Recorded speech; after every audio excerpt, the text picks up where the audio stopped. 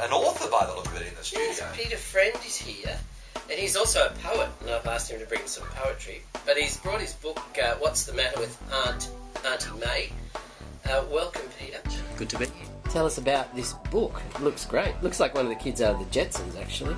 Yeah, it's a fun book. This is certainly not a deep piece of literature, but it's lots of fun. It's written in humorous rhyme, and it's really about a kid who messes with his adult's world. In this case, with his Auntie May, and it's illustrated by Andrew Joyner, who's an illustrator from South Australia, who's done a number of books before, although this is my first. Right. He's only trying to help Auntie May, isn't he? Exactly. Poor So kid. innocently. Yes. It sounds like what happens when they start growing up, doesn't it? Yes, that's right. My 5-year-old like this. He's having trouble with compliance, I heard from one of the teachers at preschool this week. Compliance. He's a bit uncompliant, yes. It must be a bit creative there. Yes, I'm talking to him about compliance, and he said the cat's not compliant either, Dad, because it won't do what I tell it to do. So he understands the concept now. Where to get a girlfriend. Oh, this is good. How long have you been writing children's books? That's the first book. I've been writing poems and short stories that have been published, especially by the Department of Education in the school magazine for 6-7 years. And you find you have to, sit around looking at kids to get that mentality, or you just sort of go back into your own mind as a kid? I think a lot of it is personal, that it's done from my own background. I'm not sure if I've ever grown up. So this is your real Auntie May, is it? Well, I haven't got an Auntie May, so got an aunt like this? it is a fictional thing. I won't admit to that. Oh, right. She's quite prissy and she plays the giant orchestral harp, and She does. she seems like a very hoity-toity auntie. That's right. Is it hard to write for kids in the sense of keeping their attention from page one? Are there sort of special things you have to do to keep their attention? Look, that's certainly a lot of the challenge, and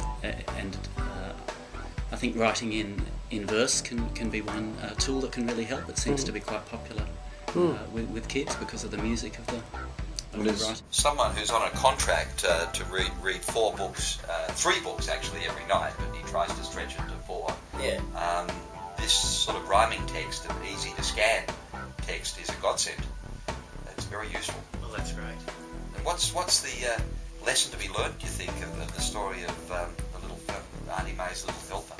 I think the lesson to be learnt probably is that kids live in a very different world to their adults. They're trying to help, but they really don't know what is happening in the wider world. He's not being intentionally naughty. No, not at all. It's very funny, actually. It's very funny. Auntie May with the cat on her head. It's a good illustration too. I like it. As I said, it reminds me of the Jetsons, one of my favourite shows. Remember them? Yes, that's right. Very good indeed. I always wanted one of those robots that just runs around cleaning up and giving you pizzas and all that sort of You stuff. can get those now. Can you? Yeah. It's 19 to 3, 92.5 ABC Central Coast, and I think Yanni wanted to try to twist your arm to get a poem, Peter Friend. happening. Sure. The one I've picked out is one that really celebrates the imaginative world of kids, called Daydreaming. And, if you can imagine this being in the voice of a little child. Daydreaming. One day when I was rather bored, I saw a flashing silver sword, which cut and stabbed and sliced the air, although it wasn't really there.